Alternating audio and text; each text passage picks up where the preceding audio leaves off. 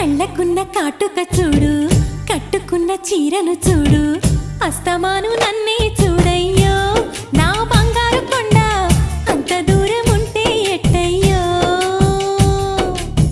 చెవులకున్న దుద్దులు చూసా, ముక్కుకున్న ముక్కెర చూసా, చూడమన్నవన్నీ చూశానే. నా పువ్వుల దండ చూపకుండా ఎన్నో దాచావే.